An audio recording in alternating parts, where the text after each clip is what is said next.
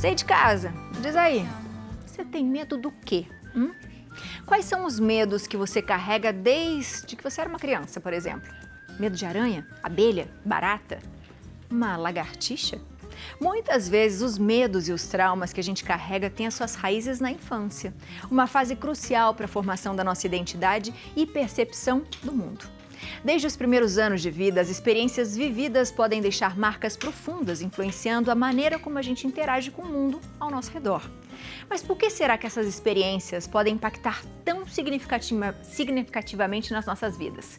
Será possível e saudável viver sem medo? Para a gente entender o reflexo na vida adulta dos nossos medos da infância, a gente conversa com a psicóloga Marcela Ondei. Seja muito bem-vinda, doutora, à nossa casa. Boa tarde. Boa tarde, muito obrigada. Obrigada. Quando a gente fala de medo é bom de uma certa forma ou não, doutora? O medo é essencial. Muitas vezes as pessoas não querem sentir o medo, a gente quer evitar. Eu não gosto de ter medo, é desagradável, é desconfortável sentir medo. Mas a partir do momento que a gente entende a função do medo, a gente acaba achando que ele é lindo. Porque a função do medo qual que é? É de nos proteger, é de fazer com que a gente sobreviva a algo que é perigoso. Então, ele contribui para a nossa vida. Se a gente não tivesse o medo, talvez não estaríamos aqui. É um limite, né, doutora? Exato. É um limitezinho, fala, vai até aí, não passa disso aí não. Isso, porque o medo, ele faz com que a gente perceba as situações perigosas. E aí, a hora que a gente percebe umas situações que podem ser perigosas, ele ativa no nosso cérebro ali, né, a amígdala, que é uma pequena massazinha do nosso cérebro, que liga as nossas emoções ali, as nossas reações emocionais. E aí ativa o sistema de luta ou fuga, que a gente chama na psicologia. Ou a gente enfrenta esse medo, ou a gente vai se defender, né, da situação de perigo. Então ele é importante e ele é lindo, por isso. Por falar em medo, o que a gente fez? Foi às ruas, Boa. porque geralmente a gente tem medo de alguma coisa. E foi perguntar para as pessoas do que elas têm medo. Vamos assistir. Tenho medo de raio e trovão, porque minha mãe mandava a gente se esconder, não podia mexer em faca, não podia pisar no chão descalço, não podia nada. E aí eu acho que aquilo eu trouxe da minha infância, de tanto medo que minha mãe tinha, passou para mim. Eu tenho medo de morcego. Não sei, esse medo não justifica. Principalmente galinha, morro de medo de galinha. Sei não o que é isso, não. De barata. Ai, não sei, eu tenho medo, só isso.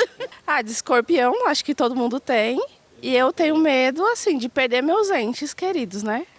Muito de cobra. Não posso ver nem na televisão no filme. De câmera. Pra ser bem sincero. Medo de altura. Um pouquinho de medo de altura. E coruja. Eu tenho medo de altura. Não. Se vê a altura, já era. Acho que da pobreza, né? Não de ficar pobre em dinheiro, de não ter um prato de comida, algo do tipo. Dá medo das doenças que estão vindo e como vai ser daqui para frente. Eu tenho pavor de barata. Nossa Senhora, eu tenho pânico. Eu tenho pavor de lagarta. Pode ser aquela pititica assim que a gente encontra na alface. Aquilo me dá uma coisa que parece que ela vai voar em mim. Muito legal né, isso, né? Mas todo mundo falou de algo Animal, né? Que você toca, é um bicho, algo que você tem medo de ser atacado. Poucas pessoas falaram sobre o medo do sentimento mesmo, né, doutora? Quando a gente fala no medo, acho que a primeira coisa que vem à cabeça é isso, né? Talvez a barata seja a grande campeã aí do medo das pessoas, né? Tem uma diferença, não tem, doutora? Entre esse medo de um bicho, de algo assim, e de um medo mais sentimental. Existe essa diferença também, não tem? Existe a diferença do medo, no sentido do medo desse medo sentimental, ele muitas vezes está enraizado a algo também, a crenças, né? Sabe, os pensamentos que a gente alimenta. Ou que a gente viu, né, os Exato. pais passarem, então você tem receio de passar igual e de repente sofrer, alguma coisa assim. Sim, e aí isso vai gerando, vai aumentando, vai crescendo esses pensamentos e a gente acaba tendo medo, esse medo emocional. o medo de algum bicho, de algo físico ali, também pode ser trazido na infância. Né? Me lembro muito bem, a minha mãe tem medo de barata e isso foi passado para mim também, né? Eu tenho medo, a gente enfrenta, trabalha os enfrentamentos ali, mas não é um medo patológico, não é um medo que nos impede de fazer algo, porque isso é muito importante de ser levado em consideração também. Né? O medo que paralisa, ele pode ser patológico, né? Agora, quando a gente enfrenta, a gente percebe que é um medo, ok, comum, né? Mas eu vou e enfrento ele, eu não fico paralisada por causa dele, eu não atraso a minha vida por conta desse medo. Né? Mas existem essas funções ali do medo, né? de ser patológico ou não, que a gente precisa ficar atento, porque isso vem muitas vezes da infância.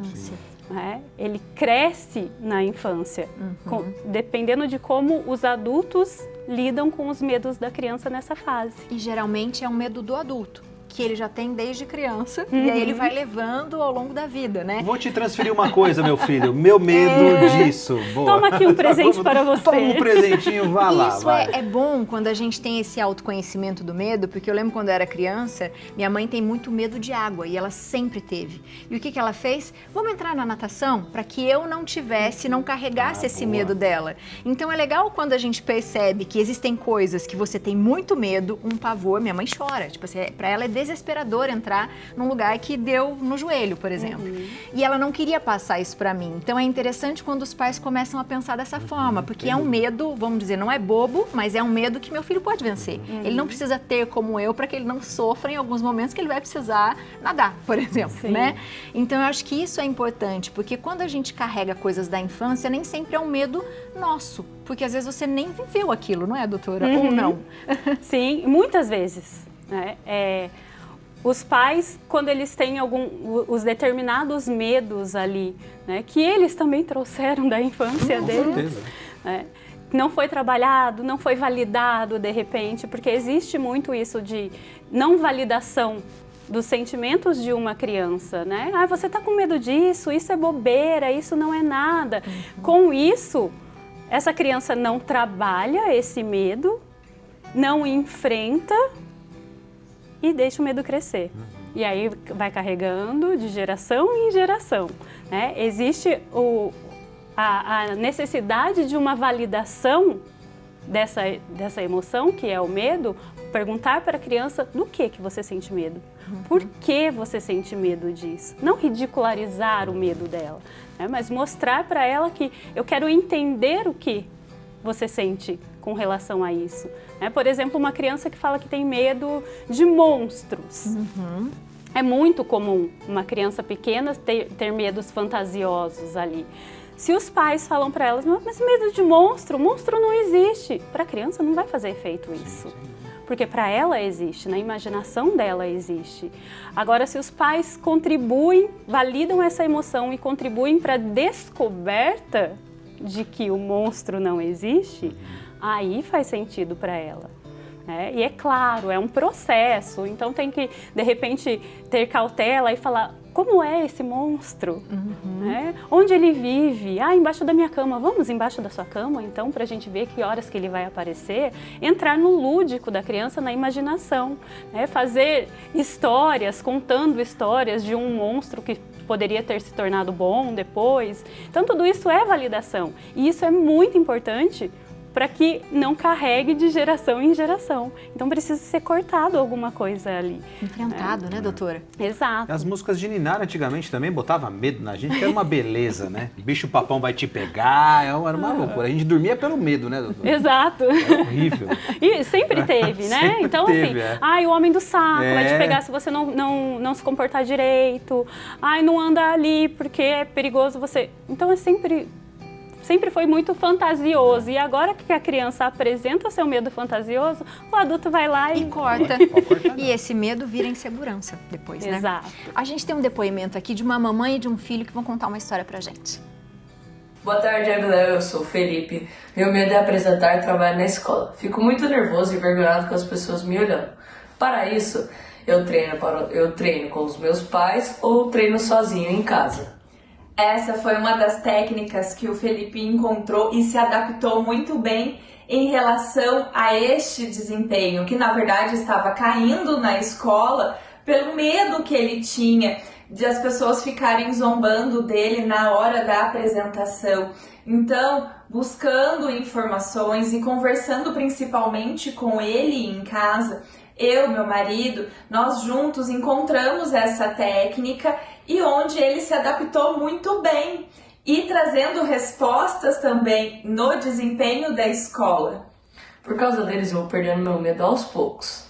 E, consequentemente, esse medo está sendo realmente reduzido falando com vocês agora.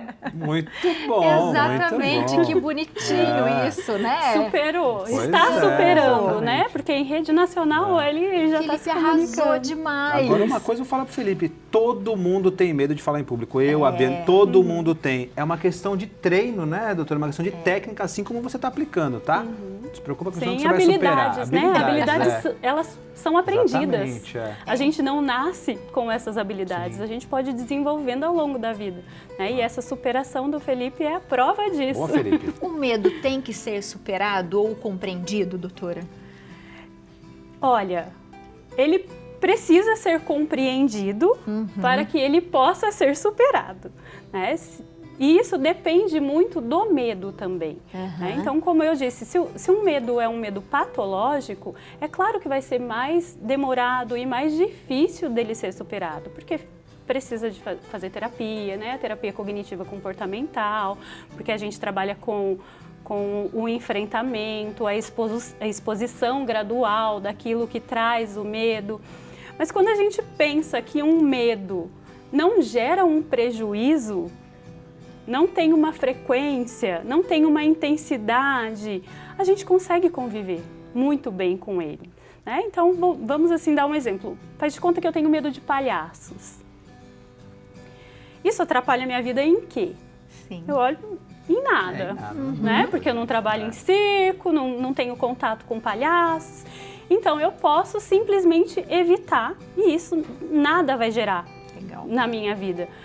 Mas, se eu percebo um prejuízo na minha vida social ou com a minha família, se é uma intensidade muito forte, se é com uma frequência muito forte, aí eu preciso trabalhar isso. Né? Eu preciso trabalhar tanto para enfrentar esse medo, quanto para que esse desconforto social, né, não seja mais tão prejudicial ali no meu meio. Né? Então, eu acho que tem um equilíbrio. Então, assim, a gente pode conviver com o medo, que é um medo saudável, mas quando o medo é patológico, mas um patológico que traz um sofrimento ali, né, um prejuízo, a gente precisa trabalhar para eliminar. Perfeito. E viver melhor, né? Exatamente. Doutora, muito obrigada. Seja sempre bem-vinda à nossa casa. Eu acho que é muito gostoso a gente falar sobre as nossas emoções e compreendê-las, né? Para que a gente consiga viver mais tranquilo. Certeza. Eu que agradeço pelo convite. É um prazer. Você de casa aproveita para seguir a doutora na internet. Doutora, como eu pronuncio o seu nome? É Ondey mesmo? Ondey mesmo. Então, @cimarcela_ondey, tá? Tá aparecendo para você aí na tela. Volte sempre. Obrigada, muito obrigada. Doutora. Um beijo, viu?